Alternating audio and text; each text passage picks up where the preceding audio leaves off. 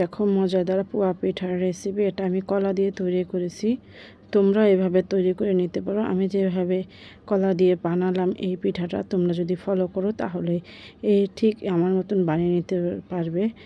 কলা দিয়ে পোয়া পিঠা খেতে কিন্তু দারুণ লাগে। চলো মেন রেসিপিতে।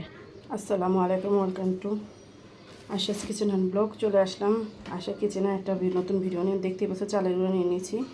এখানে আমি একটু করে চিনি দিয়ে দিব আন্দাজ মতন চিনিটা দিয়ে দেব। দিয়ে আমি একটা পিঠা তৈরি করব, সেটাই তোমাদের সাথে কলা দিয়ে বানাবো এই পিঠাটা। সাথে একটু জর্দা রং ইউজ করব। একটু খাবার সোডা দিব। খাবার সোডাটা লাস্টে দিব, কারণ আগে যদি দিই খাবার সোডাটা তাহলে নষ্ট হয়ে যেতে পারে। তাই এখন পুরো প্রস্তুত নালিটা তোমাদের দেখাই। চলো, এখানে কলা কেটে নিচ্ছি আর কলার সাথে চিনি একসাথে ব্লেন্ডার করে নিলাম। কলা আর একটু জর্দা রং মিলিয়ে আমি এই বাটাটা তৈরি করে নিয়েছি। দেখো একটা ডো তৈরি করে নিয়েছি। ডোটা কিন্তু একদম সুন্দর হয়েছে, ফলপি হয়েছে। এখন এটা দিয়ে আমি একটা পোয়া পিঠা বানাবো, কলার পোয়া পিঠা। তোমরা তো সব ধরনের পিঠা খেয়ে থাকো, আজ আমি তৈরি করে দেখাবো কলা দিয়ে পোয়া পিঠার রেসিপি। চলো চলে যাই মেন রেসিপিতে। আমি কিভাবে বানাবো সেটাই তোমাদের সাথে একটু শেয়ার করব। চলো, একটু করে খাবার সোডা অবশ্যই দিবে, তাহলে জিনিসটা হওয়ার পরে এই খাবার সোডাটা একটু করে দিয়ে দিবে, তাহলে ফুলবে সুন্দর। এখন আমি একসাথে মিক্স করে দিব। খাবার সোডাটা না দিলে কিন্তু ভালো হবে না। আর যখন বেটারটা তৈরি হয়ে যাবে তখনই কিন্তু এই খাবার সোডাটা দিবে, তার আগে না। আর একটু আমি কালারের জন্য কিন্তু একটু কালার ইউজ করছি, জর্দা রং 1 চিমটি। এটার জন্য এরকম সুন্দর হয়েছে কালারটা। চলো চলে যাই ভাজতে আমি পিঠাগুলো। দেখো তেল গরম হয়ে গেছে, এখন আমি পিঠাটা দিয়ে দিলাম।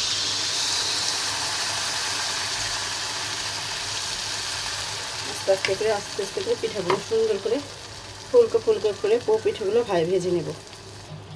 দেখো এই পিঠাটা হয়ে গেছে, এখন উঠিয়ে দিব।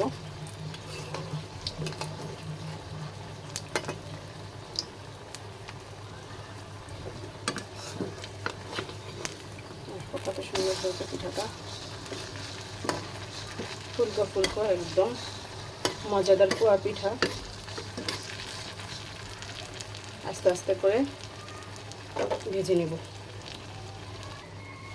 দেখো হয়ে গেছে আমার এই পিঠাটা, কিন্তু একদম রেডি হয়ে গেছে।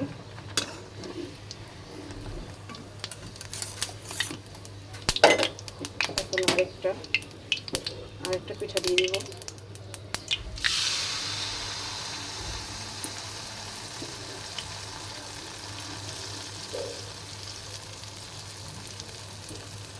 এরকম করে সবগুলো পিঠা একটু তেলটা ঝরিয়ে নেব, আস্তে আস্তে করে পিঠাগুলো ভেজে নেব। এটার কী অবস্থা, এই পিঠাটা উঠিয়ে দিব।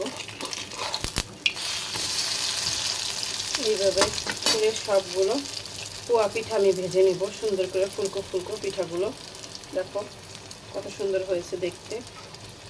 এভাবে করে সবগুলো পিঠা এক এক করে ভেজে নেব। দেখো আরেকটা পিঠাও হয়ে গেল, ঠিক একইভাবে আমি তেলটা ঝরিয়ে নিব।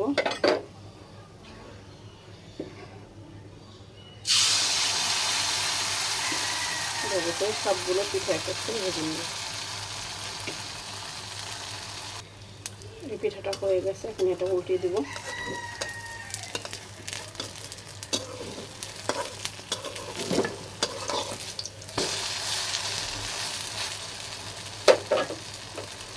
তেল দিয়ে আমি পিঠাগুলো সুন্দর করে ভেজে নেব। দেখো পিঠাগুলো কিন্তু প্রায় ভাজা হয়ে আসছে আমার। একটা পিঠা ভাজবো, তাহলে শেষ।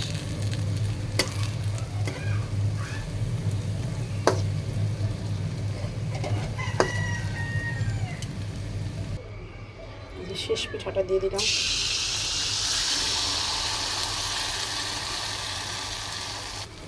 এই শেষ পিঠাটা ভেজে নিলাম, তারপর আবার আসছে এই পিঠাটা ভাজার পরে। দেখো এই পিঠাটাও আমার হয়ে গেছে, এখন আমি তুলে নিব। আমি ইচ্ছা করে তেল অল্প দিয়ে ভাজি, কারণ দেখা যায় বেশি করে ডুবো তেলে ভাজতে গেলে পিঠাগুলো দেখা যায় ওই তেলগুলো কিন্তু আর ইউজ করা হয় না, আর অল্প তেল হলে ফেলে দেওয়া যায়। এই কারণে আমি অল্প তেলে ভাজি। তোমরা মনে করতে পারো যে এই পিঠাগুলো তো ডুবো তেলে ভাজে, কিন্তু আমি ডুবো তেলে ভাজি না। আমি এর জন্য অল্প করে তেল দিয়ে দিয়ে ভাজি, যাতে পরবর্তীতে এই তেলটা আমার না ব্যবহার করা লাগে, যেটুকু থাকে আমি ফেলে দিই।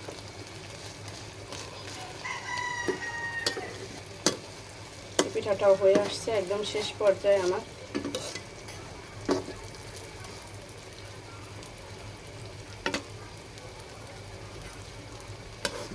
এরকম মজাদার পিঠা পেতে হলে আমার চ্যানেলে ভিজিট করবে। যারা নতুন বন্ধুরা আছো এখন পর্যন্ত আমার চ্যানেলটা ভিজিট করনি, আজকে চ্যানেলটা আমার ভিজিট করে যাবে।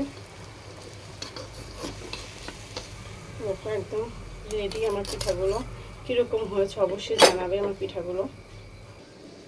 এই দেখো আমার হয়ে গেল মজাদার পোয়া পিঠা। কেমন হয়েছে অবশ্যই জানাবে। দেখো একদম সফট নরম, একদম হাতের মাঝে হয়ে যায়। কেমন হয়েছে অবশ্যই জানাবে। ভালো লাগলে লাইক কমেন্ট করবে। সবাই ভালো থাকবে, সুস্থ থাকবে। আসসালামু আলাইকুম, আল্লাহ হাফেজ।